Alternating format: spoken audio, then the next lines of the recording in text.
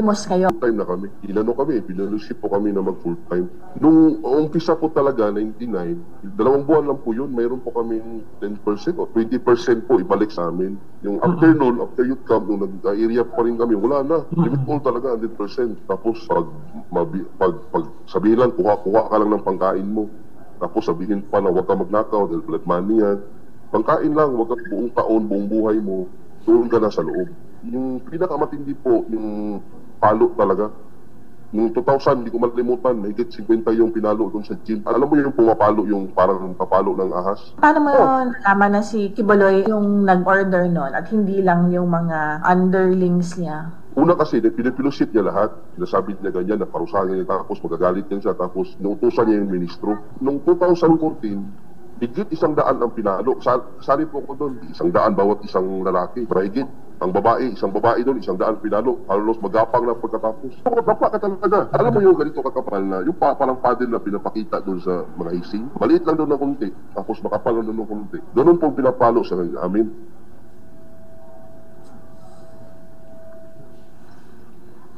Sunod naman po ay si Arlene. Dating miyembro din at mariing nagpapatunay na marami siyang naranasang pang-aabuso dahil kay Kibuloy at sa mga utos ni Kibuloy sa grupo. Pinatotohanan rin niya sa amin na menor de edad pa lang siya, sapilitan siyang namamalimos at pinagtitinda para makaambag sa grupo. Minsan, pinagkukunwari pa silang pipi o bingi. Pero ang totoo, sa Kingdom of Jesus Christ napupunta ang benta nila.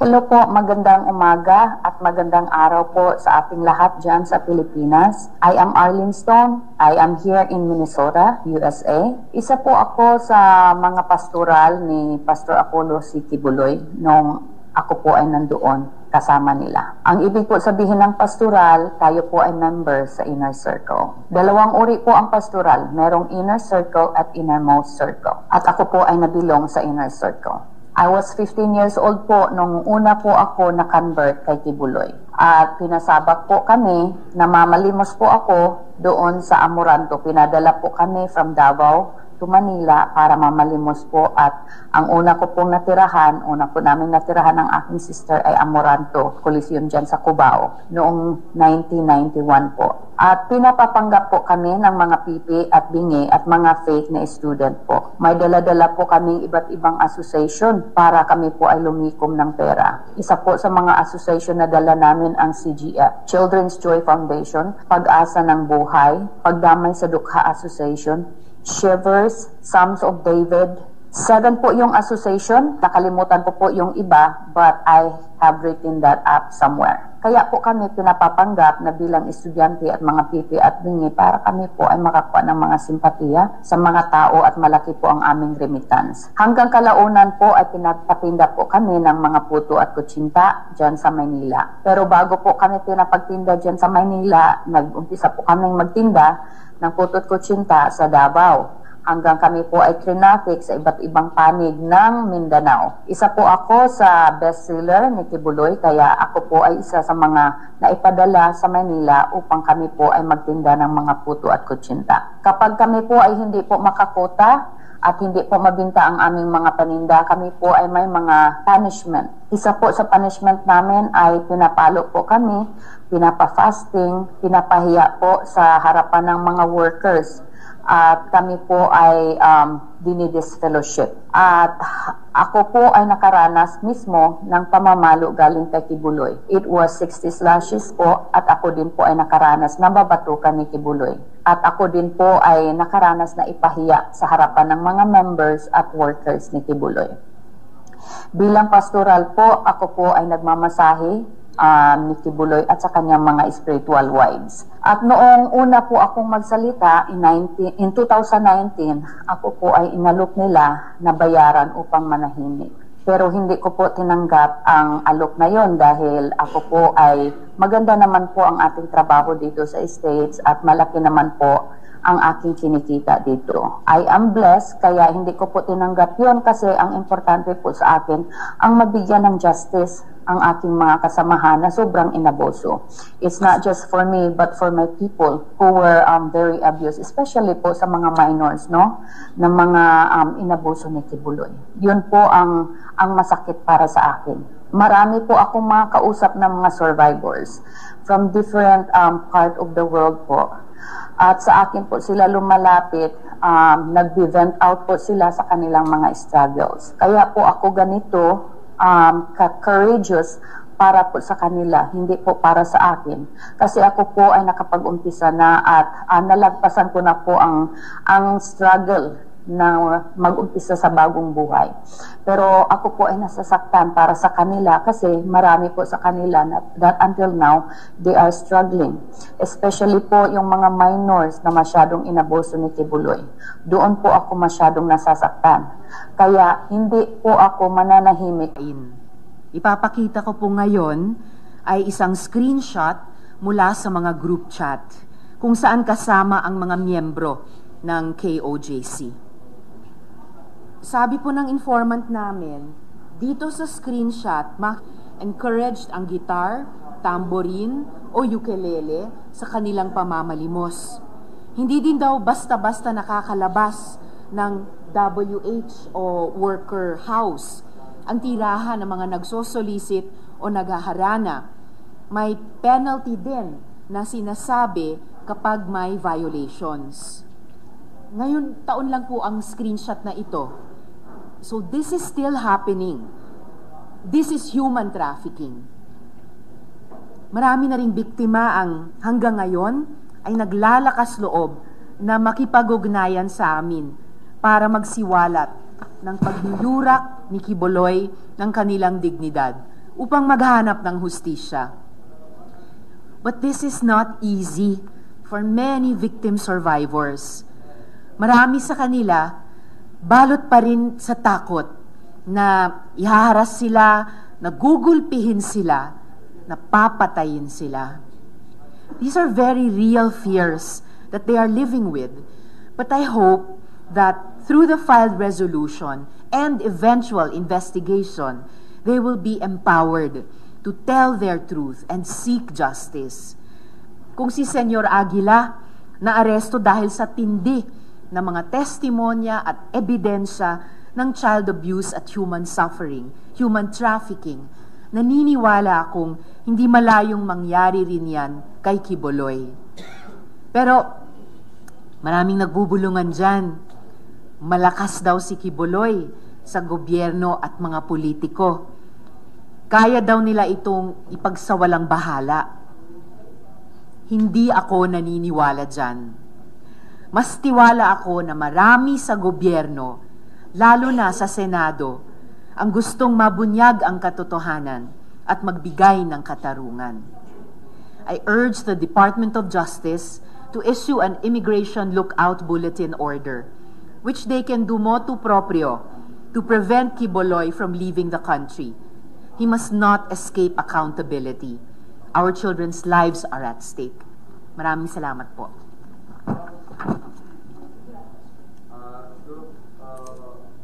Ano po yung nagkulang sa inyo sa may bigay ng mga malakasalina at bakit pinalayo na mismo sa Senado yung mga complaints, testimonies ng mga registered mga victims ng Pastor Kibuloy? Apparently, yung mga victim survivors, of course, nagsimula ng 2019 pa si Ms. Arlene na maghanap ng katarungan para sa kanila. Pero dumarami yung mga victim survivors na lumapit sa opisina ko dahil na subaybayan nila yung naunang investigasyon dun sa Socorro Bayanihan Services Inc. Sa Sitio Kapihan sa Surigao del Norte. At sabi nila, kami rin, ganun yung nangyari sa amin. Gusto din namin sabihin yung totoong ginawa sa amin. Gusto din naming makakuha ng hustisya. At habang dumadaan yung mga araw, dumadami talaga sila na lumalapit. Kaya nga gaya ng sinabi ko rin sa privilege speech dito kagabi, kaya nabuo yung loob ko na iharap dito sa ating kamera itong mga testimonya, mga affidavit na ibinibigay nitong mga victim survivors sa opisina ko. Ma'am, so will you assist legally yung mga hawak yung testigo na to file formal charges against Pastor Kibuloy? Ang unang trabaho ko po at namin dito sa opisina ko ay i-follow up na makapag-dinig sa resolution. At sinasabi nga sa bawat resolution in aid of legislation. Pero ngayon pa lang, walang nagpipigil sa executive, unang-una na sa DOJ, umaksyon sa mga isyung ito, unang-una na sa panig ng DOJ sa pag-issue niyang immigration lookout bulletin order na yon para mapigilang makaalis sa bansa si Apollo Kibuloy.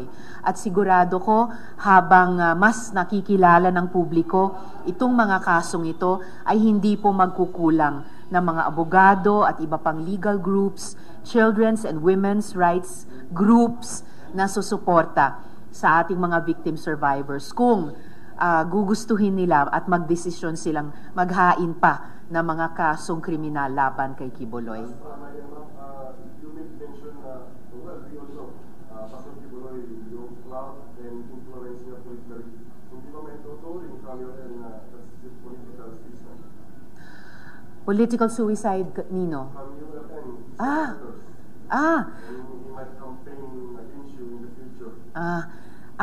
Ang political suicide should be the least of my concerns and our concerns dito sa Senado. Mismong mga dating miyembro na ni Kibuloy ang nagrereklamo dahil sa pagtratong natanggap nila sa kamay niya na hindi nila inaasahan at hindi ninumang aasahan sa isang leader na dinadala pa sa pangalan ng kanyang organisasyon, ang pangalan ni Jesucristo. Sabi ko nga rin kagabi sa privilege speech na ngayong Kapaskuhan pa na ipagdiriwang natin ang kapanganakan ng sanggol na si Jesus, bumulaga sa ating kaalaman itong ginagawa sa ilalim ng pangalang ding iyon.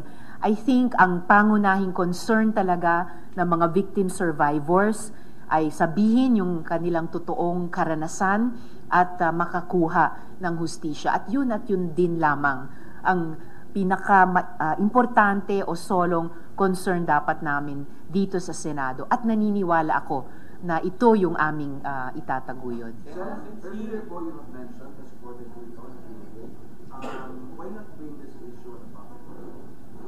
Well, gaya ng ibinahagi ko kanina, bukas, lalo na sa mga victim survivors at sa mga lawyer at sectoral organizations na sumusuporta at susuporta pa sa kanila yung route na iyon na pagkakaso laban kay Kibuloy sa ating judiciary.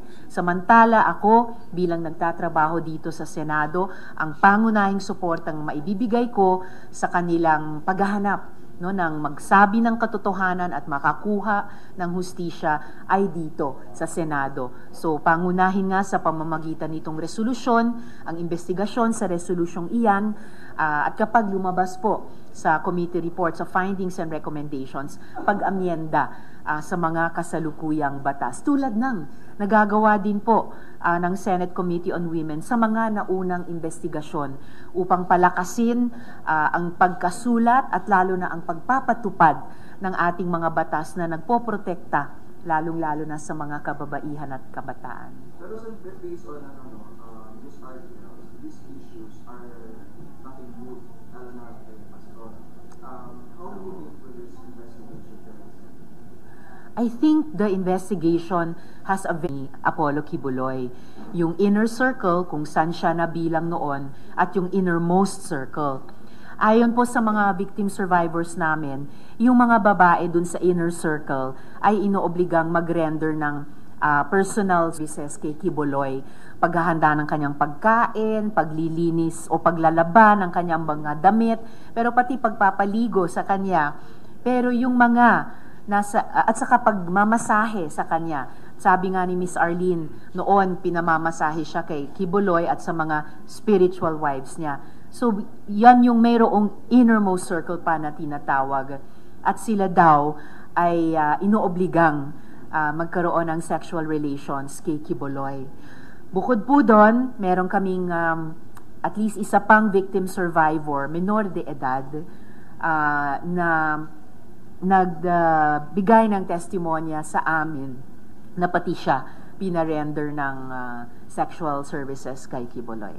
Sexual services dun sa innermost circle ng lalaki. Opo. Inner circle lang, Massage, pagpapaligo, which are personal enough, paghahanda ng pagkain, paglalaban ng kanyang damit. So, kumbaga, household staff and more than household staff. yung nag-render man ng sexual services, lalabas mo ito sa hiliman, ito may nag-render. Magkukonsulta po kaming muli dun sa Child Protection Unit ng DSWD at ng mga investigating agencies para siguruhin namin kung haharap man siya sa hearing tulad ng mga victim survivors na menor de edad sa SBSI na oobserbahin ang lahat ng protocols kapag ka bata ang victim survivor at bata ang magtetestigo. Last on my part, what are you expecting from the hearing? Are you encouraging si Pastor Apollo Kibuloy physically, in person, na humarap po at masagot yung mga allegations? Well, unang-una, hari nawa hindi siya umalis sa bansa, kaya hiningi ko yung lookout bulletin order sa DOJ. And pag dinaos namin yung pagdinig tulad ng pag-imbita naming mga komite kay Senyor Aguila noon, ay iimbitahin din po namin. Imbitahin ko rin si Kibuloy na humarap.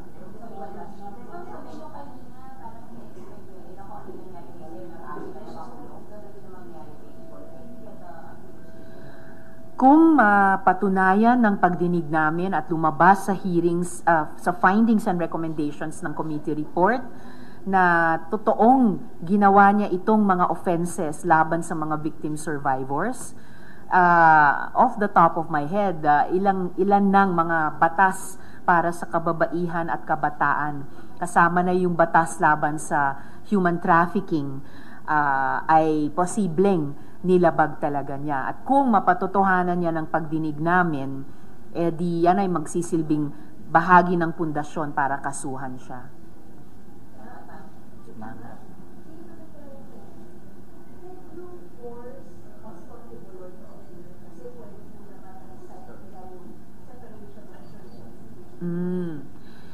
The committee cannot force, as in force, a witness to appear, pero may kapangyarihan nung resource person na iyon. As for separation of church and state, wala po akong gustong imbestigahang usaping relihiyon. Hindi.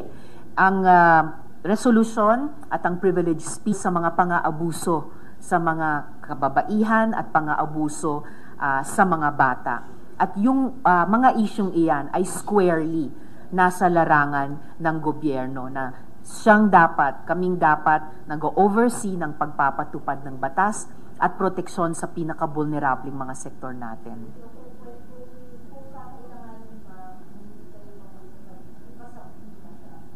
Opo. Opo.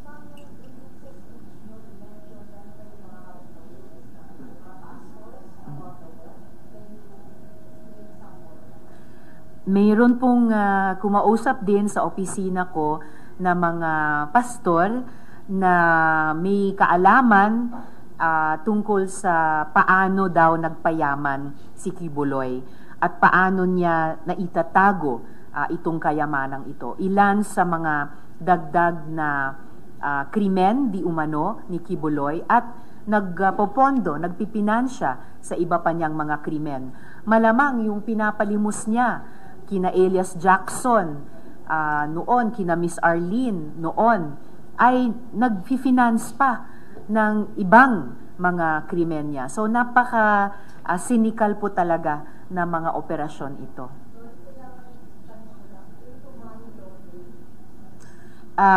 Titignan pa po namin yung anggulong iyon dahil nabanggit ko rin po kanina na or kagabi sa privilege speech na global yung breadth nung mga krimen o akusasyon laban kay Kibuloy.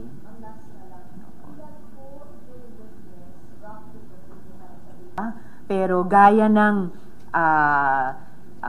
itinaya namin sa mga witness survivors ng SBSI at nagawa naman, makikipag-ugnayan po kami sa mga tuwing halos dumaan ang bawat araw ay nadadagdagan po. Siguro po dahil nasubaybayan nga po nila yung investigasyon namin sa SBSI at sabi nga ni Miss Arlene, marami po siyang nakokontak na iba pang victim survivors sa iba't ibang bansa. So pero hindi po kukulang malamang sa dami ng mga victim survivors na humarap sa naunang investigasyon sa SBSI. Walang ibang konsiderasyon ang dapat isipin or tawag nito, ipag-worry ng mga taong magsusubaybay sa prosesong ito. Dahil ang Senado at ang Senate Committee on Women and Children ay laan para tumugon sa ganyang mga reklamo at tumugon sa ganyang mga paghingi ng pagdinig.